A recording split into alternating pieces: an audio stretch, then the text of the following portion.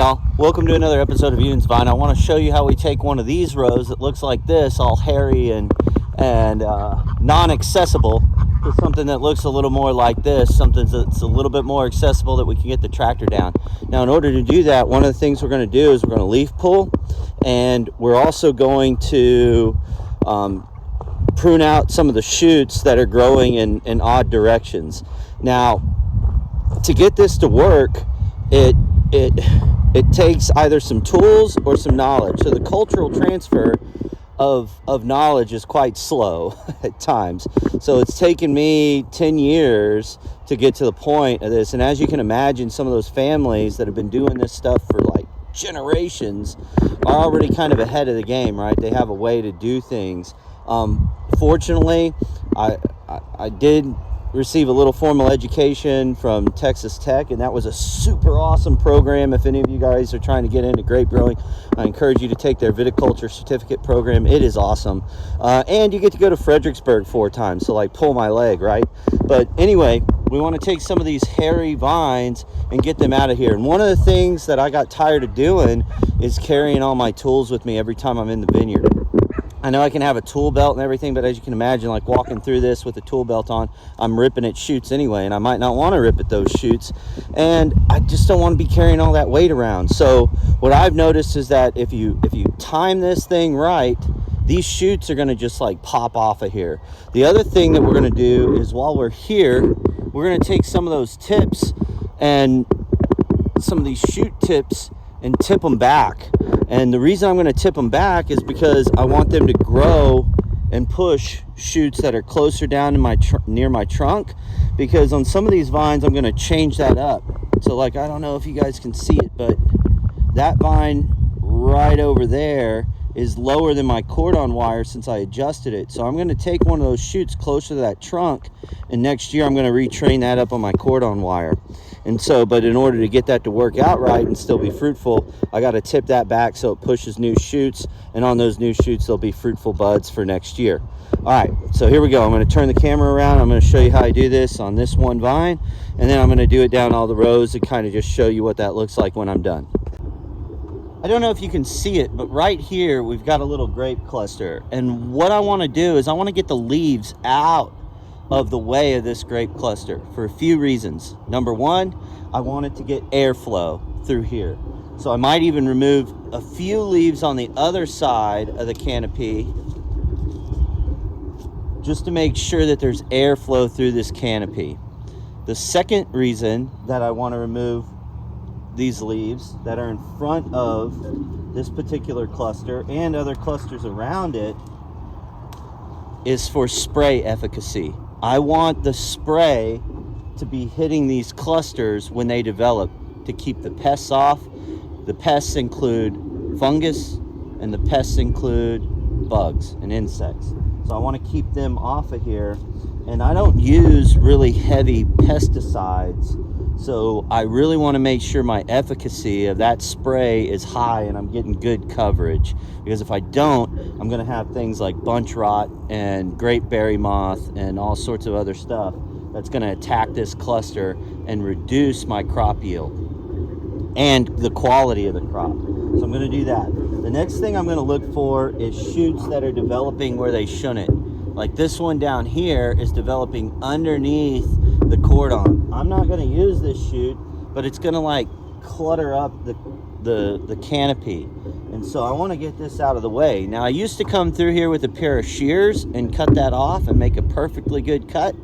But again, a pair of shears, they take up space on my person, and I don't want that. So if I've got a really big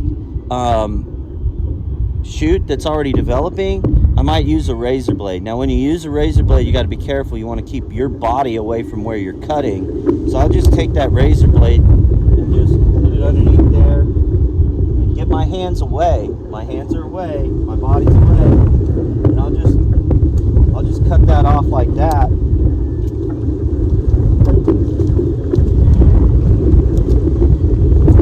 And then move this out of the canopy. And that already opened up the canopy quite a bit. Now I've got a shoot like this that's growing the wrong direction. It doesn't have any fruit on it. The fruit should be like right in here. There's no fruit. So since there's no fruit, and I've got a fruitful shoot right here that's growing in the correct orientation, it's going straight up like I want it, I'm going to get this shoot out of the way. Now, let's say I forgot my blade. A lot of the times at this stage, these things will pop right off of here. Now, you can get them when they're younger, but when they're younger, you risk knocking off some of these fruitful shoots, and you might not even know that they're fruitful yet. You might just see like a little bitty cluster starting to form, a little bitty budding, like flower cluster starting to form.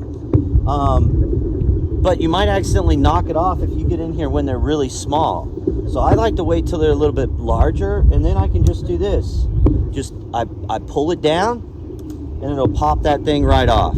Okay? Now that's not the nicest, neatest cut, but if you think about this, and I have thought about this quite a bit, yes, there is an increased disease risk there from it not being perfectly straight, but there's also an increased disease risk of me taking my shears to all these vines and not knowing which vine has a disease that year. So like I can get through here and the disease won't show up until like later in the growing season, but I've been cutting on that vine all year long, and I've been taking those same pair of shears and cutting on every other vine. So now I'm the vector rather than the bugs being the vector.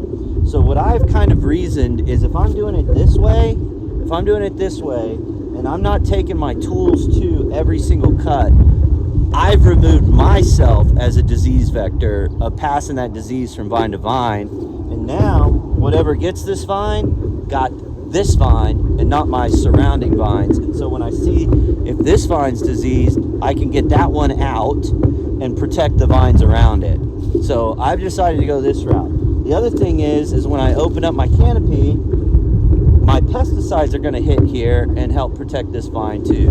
And that's what I'm going to do. Like, so after I do something like this, I'm not just going to leave this vine unprotected. I'm going to get in here within the next day or two and spray this section of the vineyard. All right. So let me continue on. So I'm just going to, and same thing with leaves. Leaves come off by just pulling them down. Okay. I don't have to make a cut. I don't want to pull up. Pulling up, they're strong. See, it's strong, but I pull down, it pops right off. Okay, and these are just things that literally took years to learn. I mean, you wouldn't think that it would, but nobody really shares this stuff with you. At Texas Tech, they shared a lot, but they were very interested on tool use. So you use tools to do all of this work. And yeah, they did teach that you're gonna, and it was an excellent program, guys. I'm not knocking it at all. Perfect place to start, right? And to develop in. So like if you've already been doing this a while, take the program and it'll get even better for you. But that's my neighbor talking to his dog. They're little yappy things. Anyway, and I've talked about that before, but they're all right guys. But anyway, so yeah, when you're doing this stuff, you want to make sure that you're making decisions that not only work for you but make sense for you, and you kind of want to think about the principles that were shared with you in a program like Texas Tech. Like, what's the point of using the tool? Well, to get a straight cut. Well, why do we want to get a straight cut? We want to get a straight cut to reduce disease. And I do agree that there could be potential for disease here, but when I'm using that tool and I use it throughout my vineyard without cleaning it, and they do teach you to clean it regularly, so you want to have a way to do that. I like using the torch, and I've shown you guys how to do that in the past. You got to be careful with the torch because you don't want to get yourself with it, but using the torch kind of helps sterilize that metal.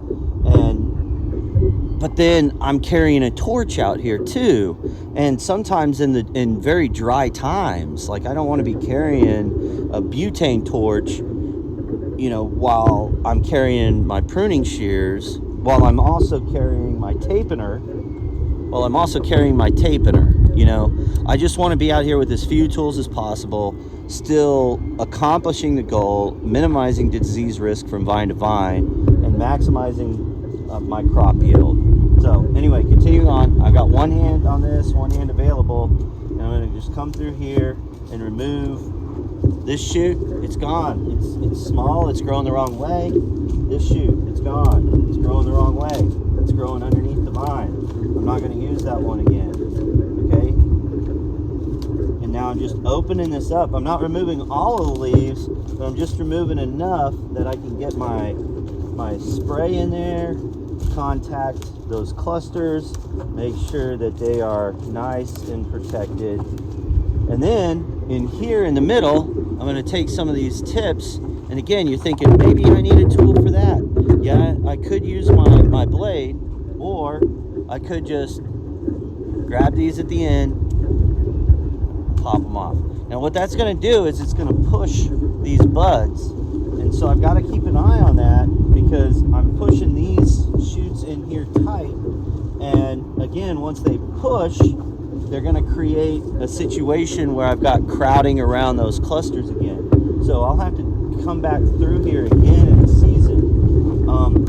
This might not be something a commercial operation wants to do. It might be something that they do. They've got little leaf removing blower tools that they use on their tractors.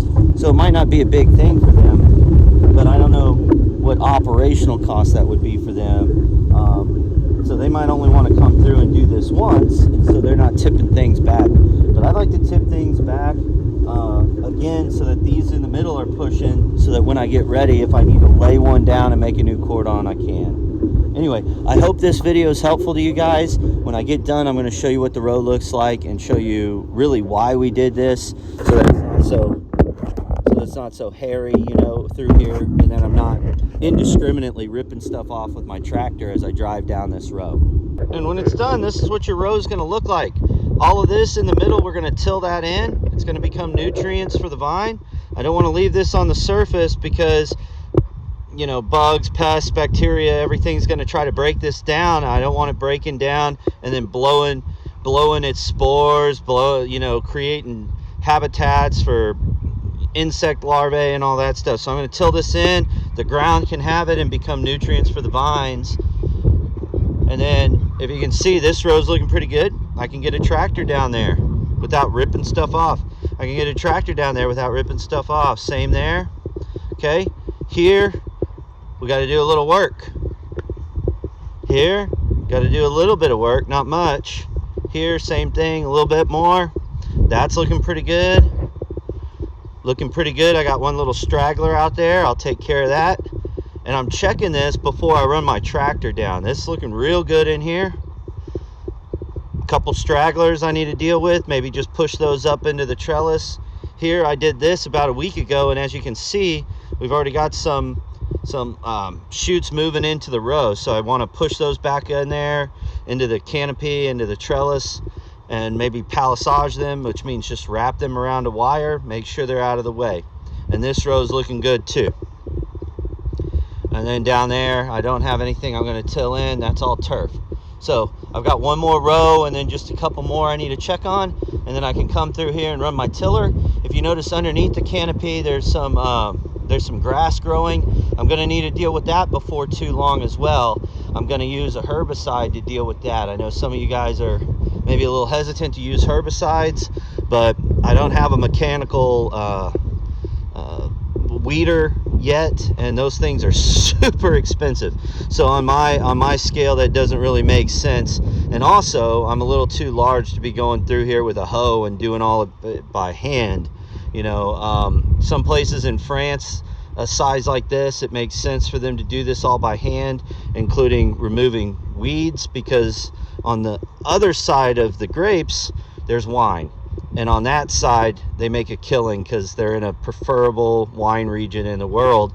And so it makes sense for them to be able to do some of this stuff, even on this type of scale, or even a larger scale by hand, because they're on the back end, it pencils.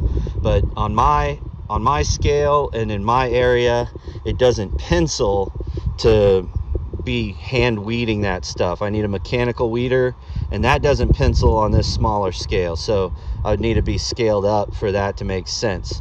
On my scale, it makes sense to run a herbicide underneath the canopy, and I need to do that before those weeds get too tall. But if you can tell in the video, there's too much movement in the canopy right now. I'd have too much drift. And I don't want to have any drift with that herbicide, because I don't want it going anywhere else. I want it going exactly where I want it to go and nowhere else. Okay? All right. I hope you guys enjoyed that video. If you did, thumbs up, like it. I appreciate you guys. Thank you so much for your viewership and your time spent with our content. It means the world to me, guys. This is what I love doing this, and I want to keep doing this. It's just a great time for me. I really appreciate you taking an interest in what we're doing. Thank you.